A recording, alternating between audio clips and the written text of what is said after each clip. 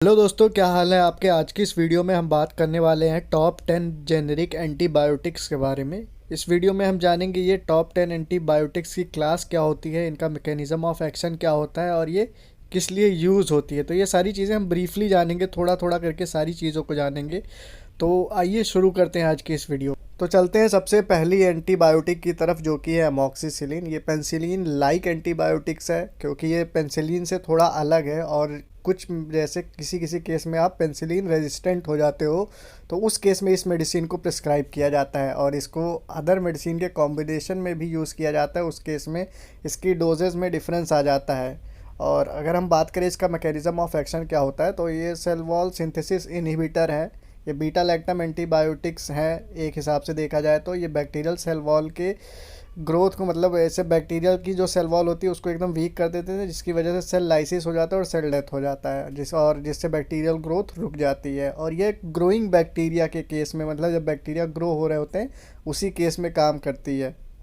और इन मेडिसिन को अगर आप ले लेते हैं तो दोबारा से जब मेडिकेशन लेने जाएं तो अपने डॉक्टर को बताएं आपने कौन सी डोज कितनी ली थी, क्योंकि इन सब मेडिसिन्स के केस में, स्पेसिफिकली एंटीबायोटिक्स के केस में, बैक्टीरियाज जो होते हैं वो रेजिस्टेंट हो जाते हैं। तो उसमें आया तो डॉक्टर आपको कोई दूसरी मेडिसिन प्रेस्क्राइब करेगा या फिर उसकी डोज को बढ़ा देगा। तो अभी हम इसके यूज़ के बारे में जान लेते हैं। तो ये एंटीबायोटिक है तो बैक्टीरियल इन्फेक्शन के केस में यूज़ होगी, और ये वायरल इन्फेक्शन के केस में कोई भी एंटीबायोटिक्स आप नहीं यूज़ करते हो। Viral infection like common cold हो गया, फ्लू हो गया, तो उन सब केसेस में आप इस मेडिसिन को नहीं यूज़ कर सकते हो, नहीं प्रिस्क्राइब कर सकते हो। लेकिन कई तरीके के जो बैक्टीरियल इन्फेक्शन होते हैं उन केसेस में आप इन मेडिसिन को प्रिस्क्राइब कर सकते हो या फिर यूज़ कर सकते हो, जैसे कि निमोनिया हो गया, ब्रोंकाइटिस हो गया। अगर हम ब्रोंकाइटिस के बारे में बात करें तो आपके जो पल्मोनरी एयरवेज होते हैं, मतलब कि जो आपका सांस लेने का रास्ता होता है, अगर उन रास्तों में कहीं भी इन्फेक्शन या फिर मतलब सांस लेने के लिए जो आपकी बॉडी में ट्यूब्स होती हैं या फिर ब्रोंकाई होते हैं, अगर उनमें कहीं भी इन्फेक्शन हो गया हो, बैक्टीरियल इन्फेक्शन हो गया हो, तो उन केसेस में आप इन मेडिसिन्स को या फिर अमोक्सिसिलिन को प्रिस्क्राइब कर सकते हो।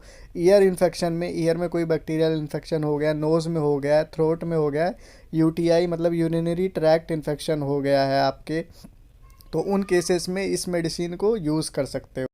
तो अभी हम बात कर लेते हैं अपनी दूसरी मेडिसिन के बारे में, दूसरी एंटीबायोटिक्स के बारे में, जिसका नाम डॉक्सीसाइक्लिन है। इसमें नंबर 1 लिखा हुआ है बट ये नंबर 2 की मेडिसिन है, तो इसका नाम डॉक्सीसाइक्लिन है। अगर इसके क्लास के बारे में हम बात करें तो टेट्रासाइक्लिन है। अब टेट्रासाइक्लिन के पीछे का लॉजिक क्या है कि मतलब टेट्रा मतलब होता है 4, ये 4 साइक्लिक रिंग होती है, फिर उसी में अदर अदर ग्रुप्स का सब्सटीट्यूशन होता है, फिर इस क्लास की मेडिसिन का नाम भी उसी तरीके से अलग अलग हो जाता है। और इसके हम मैकेनिज्म ऑफ एक्शन के बारे में बात करें तो इससे पहले वाली जो मेडिसिन थी सेल वॉल सिंथेसिस इनहिबिटर थी, बट ये वाली मेडिसिन जो है वो प्रोटीन सिंथेसिस इनहिबिटर है। ये बैक्टीरिया के अंदर जो प्रोटीन की कमी होती है उसको और ज़्यादा कमी कर देती है, जिसकी वजह से बैक्टीरिया डेड हो जाता है, बैक्टीरिया की ग्रोथ होती है वो इनहिबिट हो जाती है। मतलब कि अगर आपको खाना नहीं मिल रहा हो, उसमें से अगर आपको खाना और कम कर दिया जाए तो आपको कुपोषण हो जाएगा। उसी तरीके से बैक्टीरिया के अंदर जो प्रोटीन ज़रूरी होता है उनकी ग्रोथ के लिए, उस प्रोटीन सिंथेसिस को ये इनहिबिट कर देती है। इसके बारे में हम बात करें तो ये ओरल फॉर्म में, टैबलेट, कैप्सूल एंड सस्पेंशन के फॉर्म में आती है। अगर इसके यूज़ के बारे में बात करें तो ये सीवियर एक्ने, मतलब अगर आपके फेस पे दाने या निकल आए हैं, पिंपल्स निकल आए हैं, तो उन केसेस में इस मेडिसिन को काफ़ी ज़्यादा प्रिस्क्राइब किया जाता है। और इन सम केसेस मलेरिया में भी इस मेडिसिन को प्रिस्क्राइब किया जाता है। तो अभी हम बात कर लेते हैं आज की तीसरी मेडिसिन या फिर तीसरी एंटीबायोटिक के बारे में, जो कि है सिफेलैक्सिन। और इसके हम क्लास के बारे में बात करें तो ये सिफेलोस्पोरिन है। और इसके मैकेनिज्म ऑफ एक्शन के बारे में बात करें तो इसका जो मैकेनिज्म ऑफ एक्शन है काफ़ी सिमिलर है पेंसिलिन लाइक या फिर पेंसिलिन क्लास एंटीबायोटिक्स की तरह, क्योंकि ये भी सेल वॉल सिंथेसिस इनहिबिटर है और ये भी बीटा लैक्टम रिंग पे काम करती हैं, और सेल वॉल पेप्टिडोग्लाइकिन की सिंथेसिस को रोक देती हैं, जिसकी वजह से सेल डेफिसिट हो जाती है बैक्टीरिया की, मतलब कि सेल कमज़ोर हो जाती है और उसका सेल लाइसिस बहुत ही आसानी से हो जाता है। और अगर हम आगे बढ़े इसके यूज़ के बारे में जाने तो ये रेस्पिरेटरी ट्रैक्ट इन्फेक्शन, मतलब कि अगर आपके लंग्स में कहीं भी कोई भी इन्फेक्शन है या फिर उसके लंग्स के मतलब रास्तों में या पल्मोनरी एयरवेज में भी कहीं भी इन्फेक्शन है, पल्मोनरी जो टर्म होता है वो लंग्स के लिए यूज़ किया जाता है। तो अगर आपके रेस्पिरेटरी ट्रैक्ट के कहीं भी, मतलब सांस लेने वाले किसी भी रास्ते में अगर कोई भी इन्फेक्शन होता है तो उन केसेस में इस मेडिसिन को प्रिस्क्राइब कर सकते हैं। स्किन के कुछ इन्फेक्शंस हो गए तो उन सारे केसेस में इस मेडिसिन को प्रिस्क्राइब कर सकते हैं। यूटीआई इन्फेक्शन में भी इसका यूज़ देखा गया।